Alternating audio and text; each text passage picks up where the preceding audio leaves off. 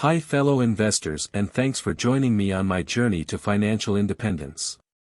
In this overview I will cover the month of September and show you exactly how much I invested, how much cash flow my investments generated, and explain the challenges I encountered. I also started to withdraw funds from a platform that recently announced poor financial performance and started to move it to a different one. As in the past months, I will also touch upon the major developments in the P2P landscape. So, let's get started. The CrowdPair portfolio is growing steadily. The annual interest rate as stated in my account is at 9.13% with a rising trend. So far there were sufficient investing opportunities on CrowdPair, albeit all in Lithuania, leaving the investors dependent on the stability of the Lithuanian real estate market. Another smaller downside is the once per quarter payment of interests. I much rather receive monthly payouts as it makes financial planning much easier. My over €3,500 portfolio on CrowdPair, due to the quarterly payments, didn't generate any interests. CrowdPair also reported good Q3 statistics. The amount of funded loans on CrowdPair almost doubled. At the end of September, CrowdPair's portfolio amounted to €2.4 million. RoboCash continues to perform well with little to no cash drag. With the most recent €500 top-up, my total account value grew to €5,147.54 and generated €33.51 of income. My average interest rate dropped by 0.06% compared to the previous month and stood at the end of September at 10.14%. I expect this value to drop further due to the lowering of the interest rates. As of September 18, the interest rates on new loans will range from 8 to 11%. RoboCash continued to gain new investors and funded around 17 million of loans, close to their average monthly funding volume. I halted the flow of new funds to Income Marketplace due to the problems with their lender Vivus from Mexico. Delayed loans from Vivus are not being bought back, and considering their recent problems with Click Cash and Juancho Te Presta on top of the cash drag, I decided to deploy my money elsewhere. Unfortunately, being on the lookout for better and safer opportunities is one of the downside of P2P investing, but investing always comes with risks. I stopped my investments and will periodically withdraw funds and redistribute them between PeerBerry, RoboCash and Esketit. My total position was at the end of September worth €4,533.97 and generated €38.56 of interest. With another €500 top-up and reinvestment of profits, my land account grew to €8,396.25. My portfolio looks healthy with only 17 loans, or around 10% of my portfolio delayed for longer than 31 days. Land is one of those platforms where cash drag is not a problem due to a good supply of loans. I received €48.11 of income in September. Land due to agricultural loans is highly dependent on the farming business cycle, and I expect a reduction in new loans during the winter. My PeerBerry account is now at €10,090.69 and generated €35.86. The low return on investment can be attributed to the high uninvested funds.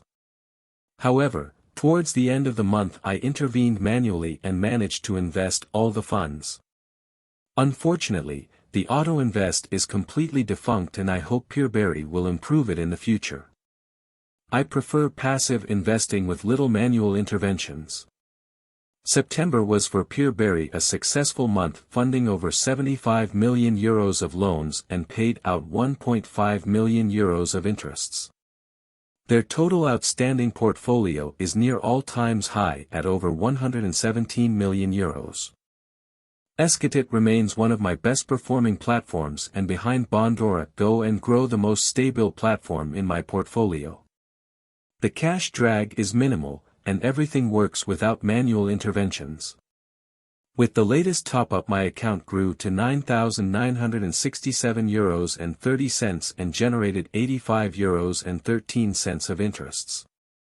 The platform continues to grow rapidly with the user base growing to 15052 and the outstanding portfolio to over 32 million euros. Estate Guru published the annual report for 2022 and the numbers were disappointing. The reported loss of almost 6 million euros made me reconsider my strategy. Although I don't think there is a reason for panic.